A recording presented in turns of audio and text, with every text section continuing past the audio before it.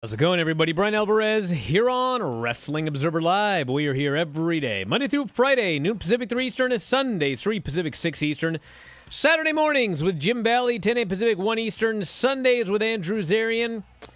And yes, it is Monday here on the show, and you know what that means? Actually, you don't know everything that means. But what I can tell you is last night was AEW Dynasty.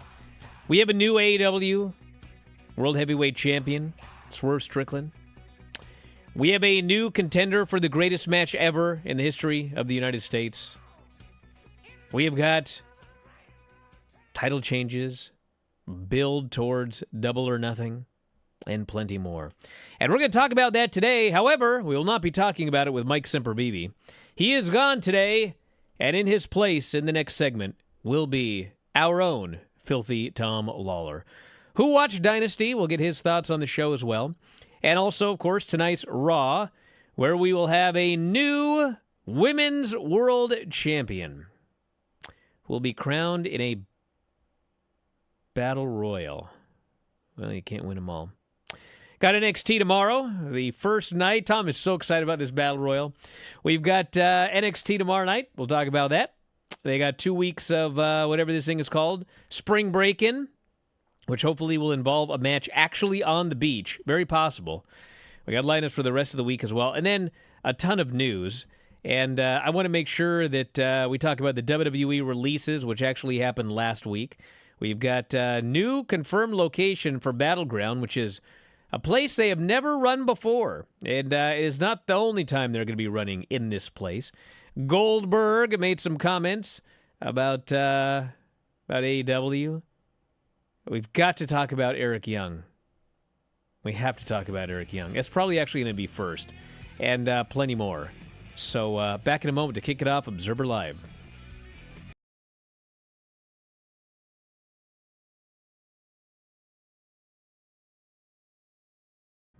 And then Cody, the hardest thing I think in this business right now is to make a babyface. And to make a babyface that almost everybody likes. That people just aren't, booing because it's the right fun thing to do at the moment or whatever, like to buy into that story and be that guy. Cody's that guy, but he's not that guy because it was manufactured. He's that guy because he's just that guy.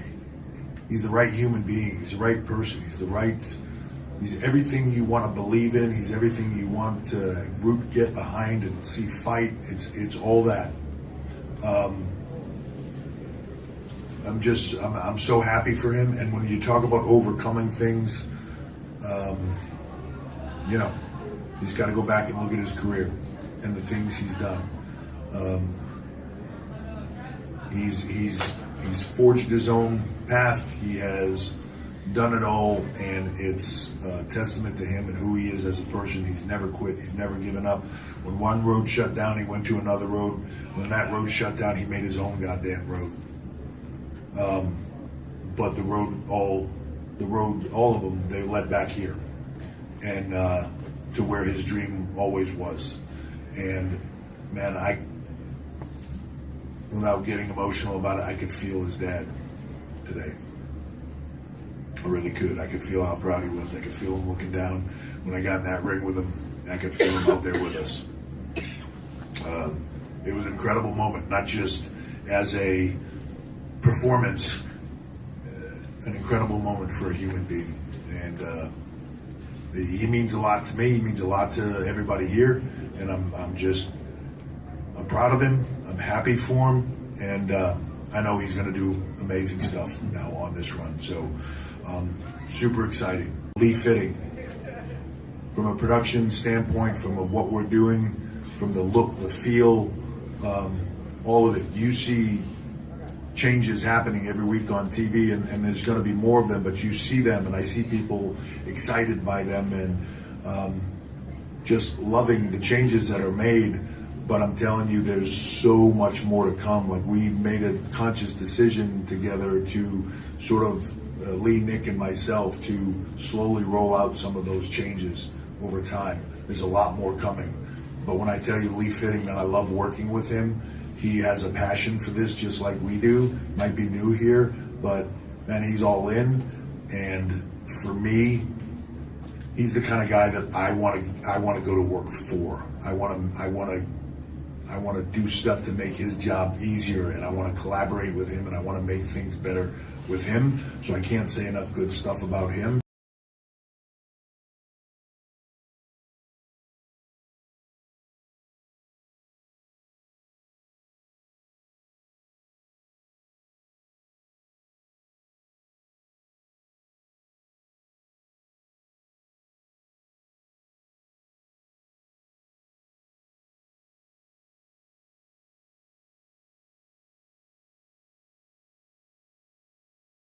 Back in the show, Bryan Alvarez here, Wrestling Observer Live. Filthy Tom Lawlor joining us here today, replacing Mike Sempervive this afternoon, and also his normal afternoon show. This is it today. Did a lot yesterday, got a lot more coming today. But I know everybody wants to talk about Dynasty and Danielson and Osprey and Swerve, but we must talk about Eric Young. Want to wish Eric Young the best. At the TNA show this weekend, Rebellion, he was wrestling Frankie Kazarian, and Kazarian gave him a flux capacitor onto a table, and Young's head struck the edge of the table. He started bleeding heavily, and this is the report from TNA. Eric Young suffered a severe laceration to his ear. He did see a local plastic surgeon who helped to attach the severed ear. He is no longer medically cleared to wrestle. So yes, he essentially pulled a Mick Foley. He had his ear detached and reattached. So all the best to Eric Young. That sounds freaking horrible, dude. That does sound awful. I saw the bump. Did you see it? I have not seen this it move. Yet. It's horrendous looking. They don't go through the table whatsoever. It's literally just the side of Eric Young's head, it looks like, that struck the table. What was he coming off of? The top rope. Some top rope to the outside? To inside the ring onto a table. Oh, okay. I thought it was to the but they kind of missed. Okay. Except for Eric Young's ear, apparently. I would have guessed some sort of concussion just by viewing it. I mean, you'd never think somebody's ear came off. But good thing Eric Young is on his way to recovery already. Like you said, it's happened to Mick Foley. It also happened to, Kazuchi Sakuraba. It also happened to Leslie Smith. So Eric Young, I'm sure, much like all those other fighters, will bounce back better than ever. He's just built different. Well, we watched the Dynasty pay-per-view, and I got a couple questions for you, Tom. I think that first we should just quickly go over the results, and then I'll ask some questions here. But if you happen to not see the pay-per-view, I would strongly recommend a replay, personally. We had Okada beating Pac for the Continental Championship, which was a fantastic opener. We had House of Black versus Mark Briscoe, Eddie Kingston, and Adam Copeland, when Malachi blew the mist into Copeland's face and pinned him, so they appear to be going for the TNT title coming up at Double or Nothing. This was very good. Willow Nightingale won the TBS title from Julia Hart. Julia is injured, but this was the finish that it was always going to be. Willow won the title about 6 minutes. She will be facing Mercedes Moné coming up at Double or Nothing. Mercedes has to be turning heel. I will not hear otherwise. And that's one of the big matches coming up in May. Roderick Strong beat Kyle O'Reilly, AEW International title. Beat him clean in the middle. Match was just great. These guys are incredible. Tremendous technical wrestling here in this match. There was a walk-in by Wardlow. It was kind of a walk-in. There was weird. like a crawl into the ring and then a crawl out for absolutely no reason whatsoever. Well, they're clearly setting up Wardlow getting turned on. Well, I know that, but like, what did like? Adam Cole is mad because he snuck in and then the ref saw him. Yeah, but see, here's the thing. Here's the problem with this story, Tom. It'd be one thing if, like, okay, that's the story. He tried to interfere, but he screwed it up. Well, that'd be fine if Roderick Strong lost. He tried to sneak in. He got caught. He went outside, and then Roddy beat the guy clean in the middle. Like, it doesn't even make any sense. We had Hook and Jericho for the FTW title. Chris Jericho is the new FTW champion. We got to talk about that one. Tony Storm, Thunder Rosa, Tony Beater retained the AEW title. Very good match. Low blow and a pile driver was the finish. And Mariah and Deanna got involved. Bryan Danielson, Will Osprey. I mean, do we need to talk about this? I mean, one of the greatest matches of all time. Of all time. And Will Osprey beat him and hit him with that Tiger Driver 91. Bryan sold it like he was, permanently injured. Although he did, they still had him leave on his own. And this Tony Khan guy is incredible. There's, last night at the press conference, they were interviewing Will. And Will's doing, he's also half in character. Man, I didn't hear the referee. I'm so sorry. And you know what? I'm going to retire that Tiger Driver 91. And Tony Khan says something to the effect of, I think Bryan Danielson's going to be okay. And man, that was a terrific match last night. Oh my God. We're supposed to believe the guy's almost dead. But you know what? That was a great match that they had last night. Yeah, that's what a promoter would do. Ridiculous. Young Bucks and FTR. Ladder match. Yes, we had the return of Jungle Jack Perry. Showed up, cost FTR the match. Young Bucks, the first ever 3-time AEW World Tag Team Champions. Match was outstanding. And then Samoa Joe's swerve for the AEW title was the main event.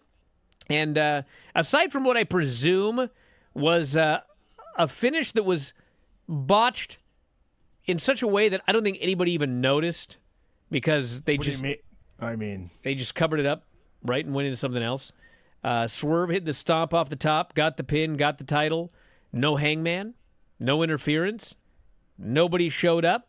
Just won, celebrated. Everybody was so happy, and it was a great way to go off the air. So that's the gist of the show. And now, Tom, I got to ask you some questions. Everybody's heard enough from me about this show. So question number one. Yes, Jericho and Hook was the match of the night. You thought it was a match of the night? No, I'm just wondering. Sorry. Well, hey, since you brought it up, what did you think of Jericho and Hook? I mean, I liked it. I think it's very interesting that a guy like Chris Jericho, who has been lauded throughout his career for being able to take time off, come back, reinvent himself, and get over repeatedly, is stuck in a situation where there's fans chanting, "Please retire," at him during the match. But I think this is the right call. I think Jericho as FTW champion is just going to piss people off even more. And, I think that's what this Return of the Lionheart character is supposed to do. I mean, all I know is he was hated, but there was so much heat for the match as a result of it. There was so much heat when he won. And, all I've heard all day is, it's go away heat, it's go away heat. And as I talked about yesterday, okay, well, show me. Prove to me it's go away heat. Not you don't want to watch his matches or whatever. Show me the quarters where he shows up and there's a massive turnoff. Because it hasn't happened yet. And his quarters on Wednesday grew. And I could just see people getting mad that I'm even explaining this. But, it's when it becomes actual go away heat, you can say that it's go away heat. But it isn't right now. I don't want to do a direct comparison to like Roman Reigns and John Cena, but I did hear this for years with them as well. Nobody wants to see John Cena. Nobody wants to see Roman Reigns.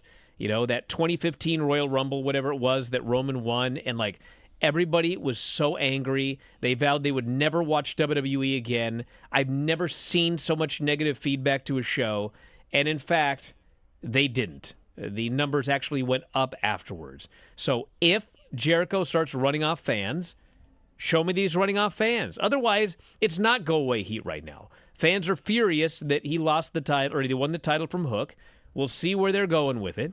I mean, he came out of the babyface tunnel for crying out loud. I mean, he's not supposed to be a babyface. They're doing something here, and people are upset about it, and we'll see if it draws money or if it doesn't. But right now, saying it's go-away heat, there's zero evidence whatsoever that it's actually go-away heat. Did you hear the crowd when Taz simply stood up? Yeah. To take off his headphones. So they were screaming at Taz to get in the ring. They were like, get in there. More is coming. Yes. In this angle. So Yeah, I liked it. And then, obviously, the question, and this will be a tease for the next segment, was Bryan Danielson and Will Osprey, Tom, the best match in the history of the United States? Well, I think... Oh, hold that thought. Back in a moment. Observer Live.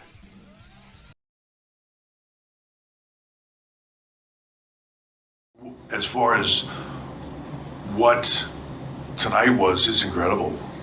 You know, it's a very personal business for me. And I hear that, I hear the word, and everybody will read into this, whatever. But I hear the word, oh, I love this business, or oh, that guy loves this business, or this person loves the business. I love this business. I hear that a lot. But I see it in certain people. And there's as kids say, there's levels to that, right? So there's a certain passion that you just can't take out of people. When I said tonight in the ring, I live for this, I meant it. I think it's the greatest form of entertainment in the world. And I want to see it continue. I want to see it thrive. I want to take it places it's never been before. The team that we have is incredible. I want to work with the most talented people in the world. I want to work with Nick Khan. I think he and I make magic together. I do. I want to work with Rock. I think he and I make magic together. Have for 30 years. You know, it's all about creating new stuff, taking it places it's never been before. So, as the first one, sort of, or as the first night of WrestleMania, that was in my role, unique to me and my responsibility. It was incredible. To talk about Paul Heyman,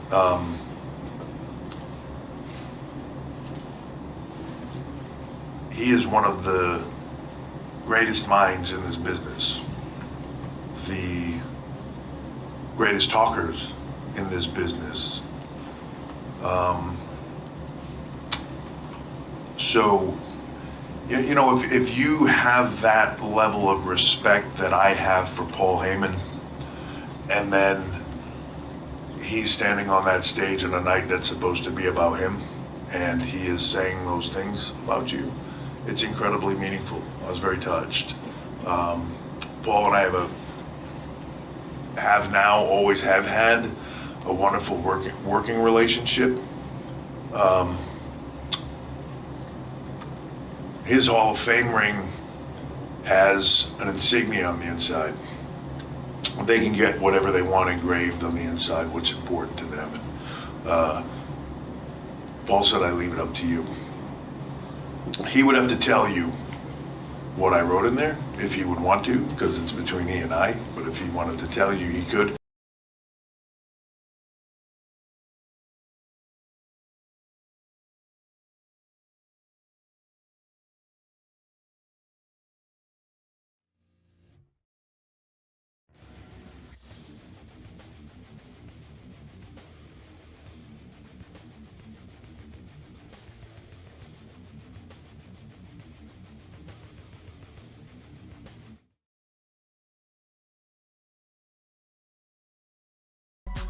Back in the show, Bryan Alvarez here, Wrestling Observer Live. Filthy Tom here. Danielson Osprey, Tom, what'd you think? Fantastic professional wrestling match. I think you could call it one of the best matches on American soil if you want. You could call it one of the best matches of all time if you'd like. It's going to come down to personal preference. And even then, you have all these Will Osprey matches that are so fantastic with different opponents that I think it's very hard to say one is better than the other across the board. What I saw last night was great. What I've seen between Omega and Osprey, fantastic. Hey, remember Zack Sabre Jr. and Will Osprey had a stupendous match just a few months ago? Oh my gosh. Osprey and Naito, do you remember that from the G1 Climax Finals? Yeah. Yeah, I remember all of them, How many of those too. were in America? That's why I said America. What about Samoa Joe and Necro Butcher? That was a pretty good match, but it wasn't this. Well, you could make an argument. No, you really couldn't. Why not? I'm pretty sure What about Samoa Joe would laugh uproariously at that suggestion. what about Hackenschmidt? Thing too is, selling out Chicago. we'll or never get an whatever. answer from Shawn Michaels. He ain't gonna come on this show. But do you guys watch Shawn Michaels NXT? This is not a guy that books like Ohio Valley Wrestling in 2005. I mean, this dude, he's a very forward-thinking guy. And when he's got guys that can do absolutely incredible matches, he puts them together and he lets them just do absolutely incredible matches. And for everybody saying, Undertaker and Shawn Michaels at WrestleMania, bro, you ain't gonna find a better, a bigger Shawn Michaels fan than I am. Okay, you won't. And this match was better than Shawn Michaels and the Undertaker. And I would bet you anything, Shawn Michaels, Triple H having a conversation. Shawn, I think, is going to tell you the same thing. But people don't want to hear that. That's okay. Well, to you, what are the matches that are in contention? There aren't Is it any. this and then nothing in this else? country, there's not any. I mean, I rewatched the other one. What was was it Benoit and Angle? There was a Benoit and Shawn Michaels. I mean, there are a couple, and I have rewatched them recently. For those of you that talk about recency bias, I've watched some of them recently, and they were like incredible. I'll tell you, those matches. I watch them again, and I remember sitting down thinking, okay, I remember this being like a 5-star match. I'm going to watch it now, and I'm going to see if it holds up, if it's still a 5-star match. And the match ends, and it's like, yep, that's still a 5-star match today. I mean, this match is, I don't want to say the first, but it's one of maybe 3 where, I mean, when it's over, I actually felt like Dave and, dude, 5 ain't enough. Not even close. I mean, this is ridiculous. This is so far beyond a 5-star match. I mean, it's just ridiculous. It's absolutely ridiculous. So, anyway, whatever. I don't care. You guys can all have your opinion. We don't need to fight about it, even though everybody will. But I will say, not just in America, but in the world, I have never heard a "we're not worthy" chant near the end of a match. This crowd at Dynasty, if I were a promoter, it's like, can I just hire every single person in the crowd? Remember people used to say that Tony would hire fans? Do you guys remember this, by the way? I just remembered that. Guys, do you remember when people used to say, the only reason AEW is doing good attendance is because Tony's paying all the fans? Remember that? And now they've got as of a week ago, they had 1,400 for Dynamite. Why is he paying the fans now? If that's the case, sign me up. Yeah, You know what I mean? I mean, come on. Where are all the people that got paid? How come they're not getting paid anymore? He's not a billionaire anymore? Seems to me he wasn't paying people. But anyway, this match was incredible. What'd you think about the main event? Swerve and Joe, new AEW Heavyweight Champion. I thought it was a good match. I thought the second best match on the show, though, was Okada-Pac. Yeah? If I had to pick. I thought that was a Better than the great ladder match? Actually, you know what? I think I rated both of them exactly. I think I gave the ladder match another quarter star. I mean, I think so. I mean, I enjoyed it more just because of that ladder match. There's so much dangerous stuff in those, so much small margin of error when it comes to dealing with these outside objects. And I'm just fearing for these guys' lives at all times, I thought, especially for the opener on the pay-per-view, that Pac and Okada was just as good as it could be. Well, what about that Roderick Strong Kyle O'Reilly match? That match was great. That was Fantastic. great, wasn't it? I mean, do you want me to keep going? Sure. There was some great stuff in that 6-man with the House of Black. The triple spear spot, I popped big for that. I mean, just up and down, I thought the whole card pretty much delivered. Pretty much delivered. I think every match over-delivered. I'm trying to think of one that didn't. Even I figured that Toni Storm and Thunder Rosa would be fine, but that was way better than I expected. That was the best Thunder Rosa match since she came back. Minimum since she came back, maybe much longer. And, the big complaint about Toni Storm was, man, the gimmick is great, but she does the gimmick during the matches, and it hurts the matches. She needs to just get in there, like do the gimmick out of the ring and then wrestle in the ring, and that's exactly what she did, and they had an excellent match. So we got more. I got to ask you about something non-Dynasty related. Why are you so excited that we have a battle royal for the vacant women's title? Well, I just love battle royals, Brian. I mean, that's no ifs, ands, or buts about it.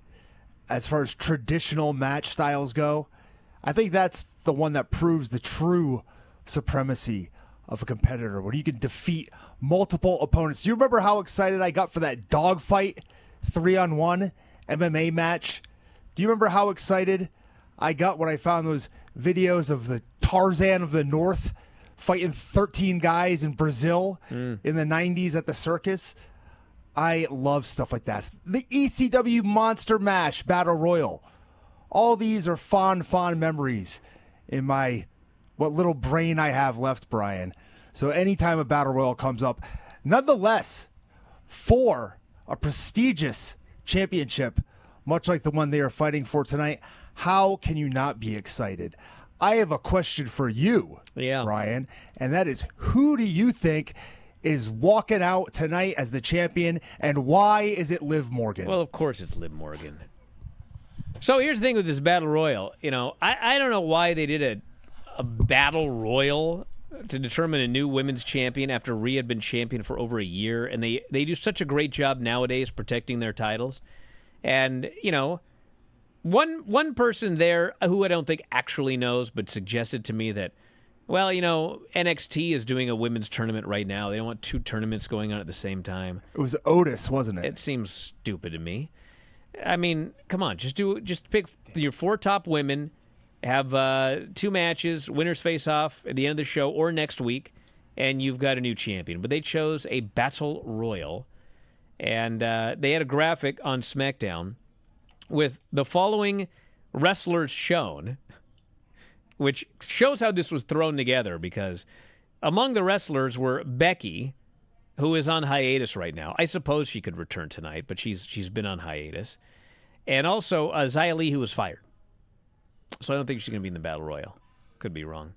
But Liv, Nia, Maxine, Chelsea, Natty, Katana Chance, Indy Hartwell, Zoe Stark, Kane Carter, Candice, Shayna, Tegan, Piper Niven, and Ivy Nile were the people on the screen. Isn't the draft this week? Yes. They should just throw all the women in there. All the women in the entire company? Yeah. Dude, they should. They should show. They Why should not? have 2 rings. May as well do that. You know what they should do? I got an idea. They got 2 rings. Okay, everybody, WWE, Raw, SmackDown, NXT, 2 rings, 60 women or whatever, and boom, boom, boom, boom, boom. Winner of the first ring, winner of the second ring, face off 1-on-1 in an actual match, and the title is on the line. Becky apparently on Twitter did say she was coming back tonight, so I guess she's coming back to lose a Battle Royal, or maybe she'll win, but it should be Liv Morgan. Although, what you could do is have Becky win the Battle Royal, and then Liv beats her in an actual match to set up Liv and Rhea at SummerSlam. You could do that as well. But those are the women listed for this Battle Royal. I'll be watching. Yeah, excited about that? Yes. We just went over that. I know, but I don't actually believe you. I don't actually believe that you're like, I can't wait to watch a Battle Royal for a vacant title tonight. I don't believe that, Tom. I feel like you might be lying. I wish the UFC would do that. Yeah. Every time this light heavyweight title's been vacant over the past 2 years, why not just throw all the guys in there and have a Battle Royal for it? Well, because they don't do Battle Royals in MMA, Tom. Huh. If they did, you'd probably still be fighting, wouldn't you? Probably not. Here's the rest of Raw coming up tonight. We have got The Miz and R-Truth defending the tag titles against Johnny Gargano and Tommaso Ciampa. Dominic and JD versus Andrade and Ricochet. Gunther makes his first return, or his first appearance. He will return tonight since WrestleMania. And then tomorrow we have NXT. Which reminds me, we got to talk about the cuts. That'll be after the break. Ilya versus Trick Williams. If Trick loses, he's at NXT. Roxanne versus Lyra and Tatum, triple threat. Charlie Dempsey, Damon Kemp and Miles Bourne versus The Family. Sol Ruca versus Blair Davenport in a beach brawl. They might brawl on the beach. Natty and Lola Vice sign a contract. We got more after the break. Observer Live.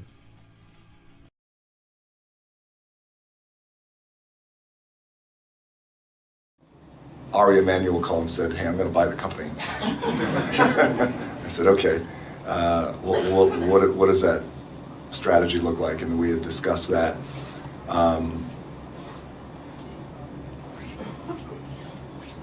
There was talks almost 2 years ago about me returning to WrestleMania 39 in Los Angeles. Again, it felt like everything was going to dovetail nicely into that. It's a great story.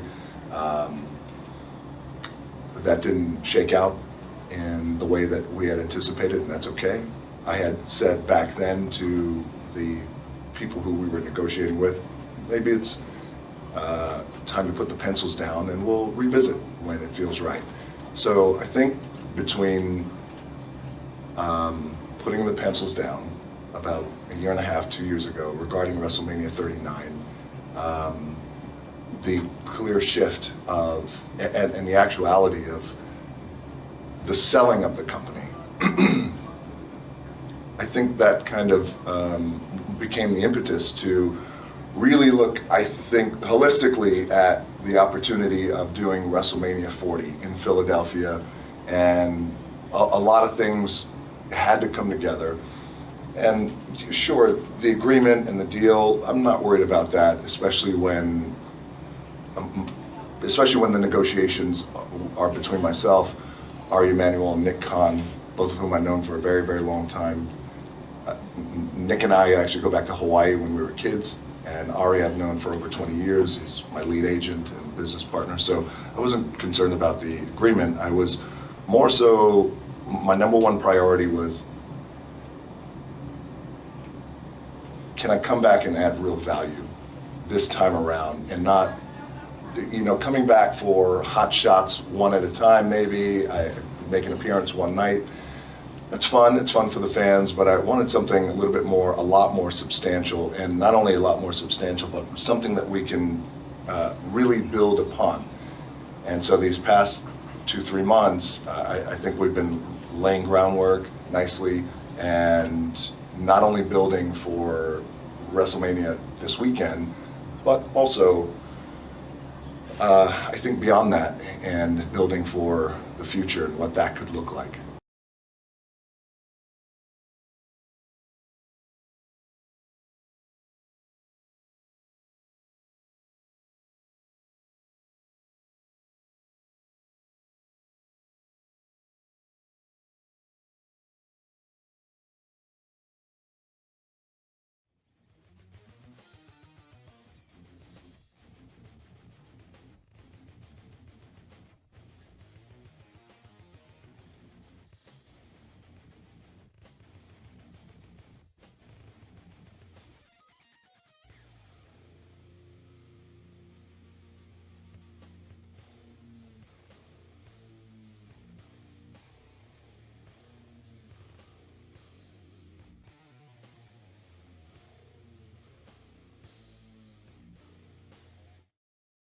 Tom Lawlor, deep-voiced man. Back here in the show. Bryan and Tom here. And two things I want to plug very quickly. F4WOnline.com/Vegas, which is coming up in Vegas, Memorial Day weekend. If you happen to be going to Double or Nothing, we're going to be there, and we got a lot of stuff. A lot of fun stuff, including the all-you-can-eat steak at Texas Day Brazil, the wrestling show Ed is promoting. Tom, you're not going to be on that one, right? I don't believe so. I think I'm out of town. But Sweet Party, annual brunch at the Wicked Spoon, and the Bryan and Vinny live show. Your chance to attend a live Bryan and Vinny show. And what we're going to do there? Well, we're going to do all sorts of stuff. We'll tell you about us. We'll answer your questions. And we're going to have some wacky things. I heard there's going to be a dunking booth. You know, I cannot rule out that there might be a dunking booth. I cannot rule that out. I can't promise it, but I can't rule it out. But that is an exclusive event. It will not be available afterwards, a video or podcast. It is a show you must be there to witness. What happens in Vegas with Bryan and Vinny. And tickets for all of these are available at f4wonline.com/Vegas. And then, yes, Dave and I are going back to the Wembley area, going back for another Q&A all-in weekend. It'll be 11 a.m. Sunday, August 25th, on the historic Tattershall Castle steamship. That is where the Q&A is going to be. Permanently moored on the Victoria Embankment, directly opposite the London Eye. 5-minute walk from Big Ben, Houses of Parliament, right in the center of London. And you can be there, but you must go to f4wonline.com, and all of the information is up there. If you are a subscriber to the website, you've already gotten an email. You can get in on the pre-sale, which is happening right now. And the pre-sale is going to go today and tomorrow, and then Wednesday the tickets will be available to the public. So if you want to go, August 25th, Bryan and Dave Q&A and meet and greet, I would get up there right now and grab your tickets.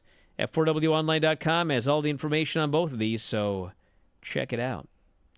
Now, WWE made a bunch of cuts, and two of them in particular I want to talk about. They got rid of your bro Jinder. He's gone. They got rid of Zion Quinn, who I was flabbergasted to know was employed still. Haven't seen him in a year. They got rid of Xia Li, and they got rid of Veer. And then the two that I must talk about, because I can't believe it. They got rid of Sangha, and they got rid of Von Wagner. Now, I understand maybe I am the biggest fan in the world of Von Wagner, but in both cases, it's irritating to me that they got cut because unlike Jinder, Xia Li, I mean, they were booked into oblivion is what happened. Von Wagner, like, he was tall, good physique, second generation, unique look, and when he did segments on NXT, I mean, you could totally see that this guy had something. But, like, they booked him, it was just, like, his character, you know, all he did was lose. It was like the same thing over and over again. We're going to do a series of skits to get the guy over, and then, you know, they would bring him out for the people would go crazy for the guy, and then they'd beat him. And then we're going to do another skit and try and get this guy over. You know, he's going to be friends with the family of Mr. Stone, and they're going to do gimmicks with him and the kids, and, you know, came off as a super likable guy, real personality, and beat him. And I was like, are we ever going to try something with this guy, or are we just going to do skits and beat him? And that's all they did, and then they cut him. And then Sangha, brother, this guy, when he, like, they put Sangha and Veer together, and I was like, what are we doing here? Because Sangha in NXT was the most likable, sincere. He had a character unlike anybody else in the entire company. If anybody had a problem, they would go to this Sangha character, and he would give them wise, sage advice. And, like, this, it was such a great character. And he was so over as a babyface. The people loved him. And then one day they decide, well, we need to have a big mean team. They called him up with Veer, and he was just a heel. And he showed none of that as a heel. And then, you know, they'd put him on TV for 3 weeks, and he'd vanish. Bring him back 6 months later, 3 weeks, vanish. Bring him back 6 weeks, and it's like, are you... Makes me mad. Anyway, I think they're stupid cuts, those two, but whatever. Not my company. So that's that.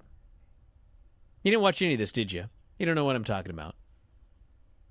Huh? Exactly. No. Of course I watched Von Wagner with Mr. Stone. Did he lose to, like, Noam Dar? Yes, he lost. Right, and then he was gone? Yep. Basically, they did all these segments that they got you invested in him. The people were going nuts for him as he came out and started laying waste, and then got pinned. Beat him. Lost. Yep. Sent home. And did you see the letter that Sangha wrote? I did. Yeah. I mean, It was very well put together. I'm gonna see if I can find it here. I mean, it was this is exactly like this letter that he wrote after he got cut. It was like this was exactly his character in NXT. All right, here's his letter. He says, "There is little pain in my heart. When it comes to viewership, you want viewership from our country, India. Viewership on Facebook is needed from India. Viewership on YouTube is needed from India. Viewership on TV is needed from India. But when it comes to talent of India, they are not taking you forward. Whatever you were thinking, it is okay. Creatives have their own way of thinking. But you should understand that we were saddened by the fact that our 1.4 billion people, like you, people like us, they want their country, India, to have athletes who work at the international level, but you are not ready to give them those opportunities." And he said, "We are all always positive. We expect everyone to be super positive." And that was that. And I was like, God, I mean, you couldn't have dropped a bigger ball than Sangha. I shouldn't say that. I mean, you could have fired Roman Reigns or something, but I mean, I just don't get it, dude. I don't get it. I mean, he was so great when he was that babyface, the loving, caring babyface at NXT. He was such a likable guy. And it's like, must get big mean team. Him and Veer. Have them never talk and just do squashes and never do it. Whatever. I wonder where Veer is going. I don't know. I mean, he could show up anywhere, or maybe he just won't go anywhere. I don't know. If I were Veer, I'd be like, screw this business. I'm going to go into movies. Guy could act. That was the other thing. Like, a lot of these dingbats can't act. He could. He was a good actor. All right. What else do we have here? NXT Battleground. This was originally May 26th in Savannah, Georgia, head-to-head with Double or Nothing. But they later moved it to June 9th. And they have now announced that it will be taking place at the UFC Apex. Yeah. The UFC Apex. It was 15 minutes away. Yeah. And probably $1,500 to get in the door. Up to 1,000 spectators will fit in there. It is NXT Battleground. And I am absolutely, let me make this abundantly clear. I'm absolutely, positively, 100% not reporting this. But, you know, I think they could be using that Apex like a lot more than they are. This may become a thing. And not just for NXT pay-per-views, but I mean, I wouldn't be surprised to see a lot more involving Vegas and the Apex coming up down the road. I mean, it's another secondary built-in home that they could use to leverage for these shows. They have Full Sail in Orlando. What's stopping them from just setting up shop and doing NXT from here? I mean, obviously they could. You have to bring the talent over here. I don't think it's impossible that could happen. That this could be the new home of developmental. I'm not saying it's going to happen. I'm not reporting anything. But, you know, once this sale went down and they've got that Apex, I mean, I could see that happening. Not only do they have the Apex, but right next door is a performance center with a gym that, listen, I have not been to the WWE Performance Center, but I would be hard-pressed to believe that the facilities could be better than what the UFC has here. There's a full kitchen with chefs for the athletes. If I were a wrestler under this WWE developmental deal contract, I'd probably want to live out here because your cost of living is going to be cut down massively just out of those things. Your training and the access you have to food, supplements through this partnership, through TKO. Goldberg did an appearance on 93.7 The Ticket over the weekend, and he was asked about AEW. He says, I've talked to them a number of times throughout the past, but this is where you're going to get the most blunt answer you're going to get from me. The product is too cheesy. Cheesy. It doesn't deserve to have, I mean, whatever. If there was a comparable, viable option as a competitor that allowed me to still look myself in the mirror after I was a member of their roster, yeah, it would be a consideration, but not a chance. What? Come on. It's like, brother, did you watch any of Sting's final run? I mean, he couldn't have had a better run. And he was Sting. So anyway, I was too cheesy. I howled at this particular interview. Oh, he doesn't want to work for a company where wrestling is too cheesy. Yeah. Well, he hasn't had the best. He hasn't had the best Takes? run of takes lately. Yes. All right. What else do we have here? Should we look into the mailbag? Text us 425-780-7566. But Will Osprey did talk about Triple H on at the press call last night, and he was responding to Triple H saying, "When I see the people that come out trying to make it, and then they pick the job where they go, well, they work less, the schedule's lighter. All right, I'm glad I didn't get you. If you're not in it for the grind, at that point early in your career, you have no business being here." Now, I want to make this clear because I'm a fair man, okay? I have been told by people that Paul was not talking about Osprey. Now, other people have insisted, no, he absolutely was talking about Osprey. Dave, in fact, says it's 100% he was talking about Osprey. Now, he actually didn't mention any names, so I can't say. But out of fairness, I can tell you that there are people who do not believe that Triple H was referring to Will Osprey. So Osprey then, at the media call, said, "I don't want to address it anymore. I came from a generation when, like the way I grew up, if you throw a jab, I throw one back. And although I wasn't mentioned by name, it was clearly about me. So all due respect, kind of done with mentioning anyone over there now. Don't want to be that anymore because I feel like I lowered myself to that standard. I don't need to do that anymore. Like, look what I just did in the ring with Bryan. That's the only match. That's only match 2 from pay-per-views in AEW. I've got a load more to go now, with all due respect. If you take everything into consideration, of course, I'm annoyed about the jab that I took. I threw one back. I don't think it was anything bad. It was a joke from like 20 years ago.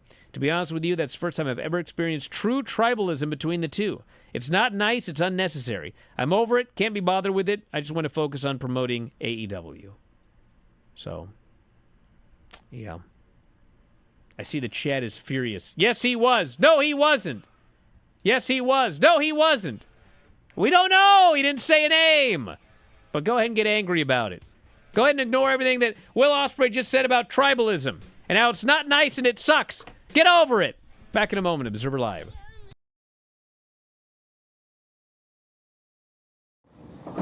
I think that Triple H has done a tremendous job as our Chief Creative Officer. I think that's his title. He has a few, earned every single one of them.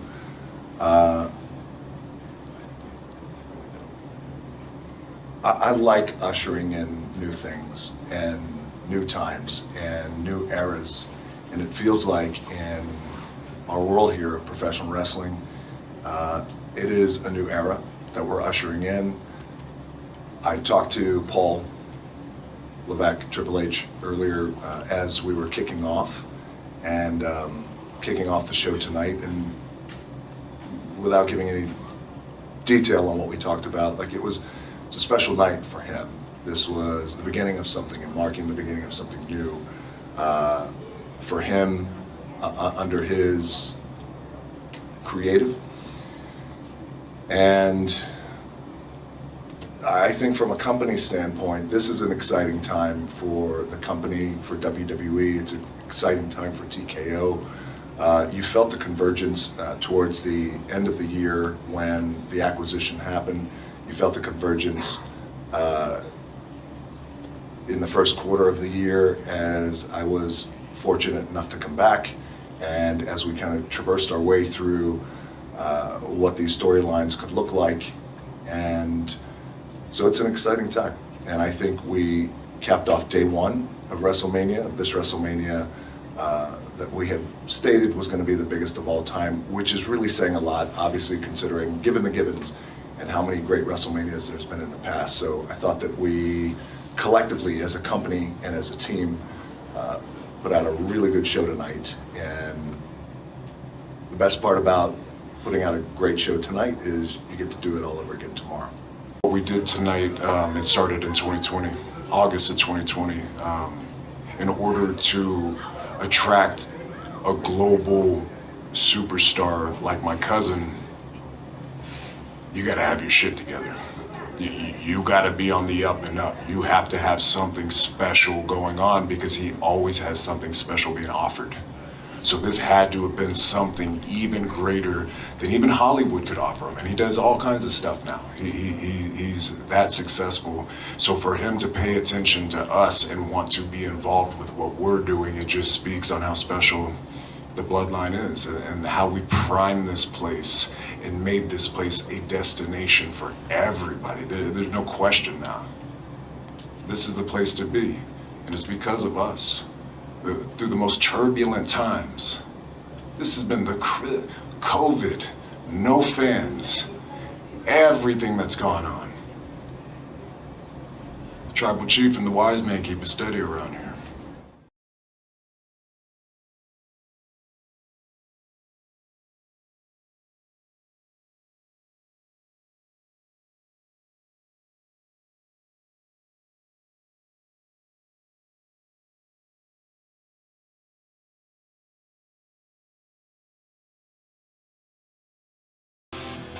Well, Tom, what do you got coming up over the next week?